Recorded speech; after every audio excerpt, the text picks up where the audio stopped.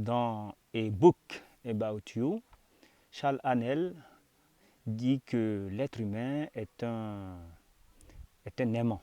C'est un appareil électrique dont la batterie est le plexus solaire, une batterie qui est alimentée par un carburant qui est la nourriture, l'eau et l'air que nous respirons. Et cette batterie se recharge. Le plexus solaire se recharge lorsque nous dormons. À ce moment-là que cette batterie se recharge. Donc, cet appareil électrique a un champ magnétique et le mâle est le pôle donneur de cet appareil électrique. C'est le pôle positif. C'est l'énergie, c'est le courant, c'est la force. Tandis que le pôle négatif, le pôle récepteur, c'est la femelle. C'est le pôle récepteur, c'est la résistance, la capacité et la puissance. Et donc, qu'est-ce qui se passe lorsque vous rentrez en contact avec quelqu'un de l'autre sexe? Alors, lorsque vous rentrez en contact, c'est-à-dire dans l'environnement, dans le champ magnétique de quelqu'un du sexe opposé, ce qui se passe, c'est que d'abord, les frémissements ou les picotements que vous pouvez ressentir, c'est vos cellules, c'est-à-dire c'est quelque part vos aimants internes qui s'alignent pour recevoir le magnétisme de l'autre. En effet, les physiciens nous disent que lorsque vous mettez une tige, par exemple de fer ou d'acier, au contact ou dans l'environnement d'un champ magnétique, c'est-à-dire dans l'environnement d'un aimant, les particules de cette tige de fer, qui sont en fait des aimants, qui sont initialement orientées dans tous les sens de façon aléatoire, et donc cette orientation aléatoire fait que le champ résultant est nul. Mais lorsque cette tige qui a un champ résultant nul rentre en contact avec un aimant, c'est-à-dire dans le champ magnétique d'un aimant, les particules s'alignent. Et donc, ce qui fait que cet alignement fait que le champ résultant n'est plus nul. Donc, la tige devient un aimant par induction.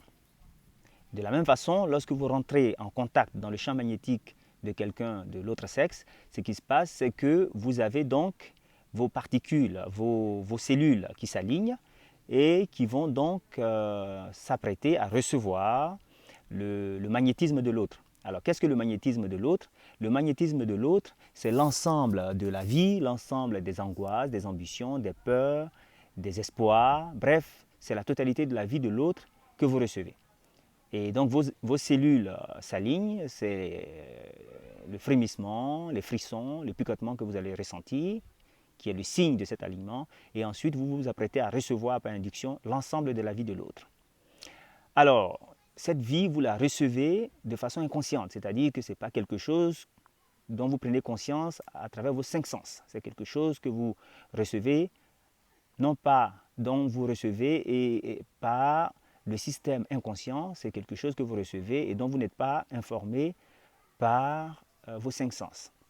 Et donc, vous êtes transformé sans le savoir. Alors, lorsque vous rentrez par contre en contact avec quelqu'un de l'autre sexe, c'est-à-dire un mâle en contact avec un mâle ou une femelle en contact avec une femelle, il faut donc, c'est comme rapprocher deux aimants avec des pôles identiques, il y a répulsion.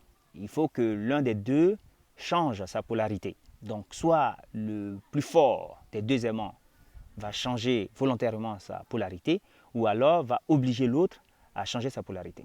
Donc c'est une information importante parce que ça montre que en dehors des paroles que vous percevez par vos oreilles, en dehors de ce que vous voyez par vos yeux, en dehors de ce que vous sentez par votre nez, en dehors de ce que vous goûtez par votre langue et en dehors de ce que vous ressentez par le toucher, il y a tout un ensemble d'influences que vous recevez et dont vous n'êtes pas conscient. Et c'est donc l'ensemble de la vie de l'individu avec lequel vous rentrez en contact. Ce sont ces échanges que vous recevez à travers le champ magnétique Et donc ça montre qu'il faut faire très attention et être très sélectif avec les personnes avec lesquelles on rentre en contact. Et vous voyez que c'est un échange qui est quasiment involontaire. Alors, l'auteur nous dit que c'est un échange qui est inconscient, dont on ne se rend pas compte. Mais si vous êtes, je pense que si vous êtes très sensible, si vous êtes très sensible à ce genre d'influence, je pense que vous pouvez ressentir qu'il se passe quelque chose. Hein, quelque chose de positif, d'agréable, de désagréable, de négatif. Et qu'il y a un échange entre vous et la personne avec qui vous êtes en contact. Et là, il s'agit d'un contact, pas un contact physique, hein, vous êtes juste proche de la personne. C'est-à-dire vous êtes dans l'environnement, dans le champ magnétique de la personne. Vous pouvez ressentir qu'il se passe quelque chose. Et on peut aussi comprendre que plus vous passerez de temps avec cette personne, et plus l'échange sera important.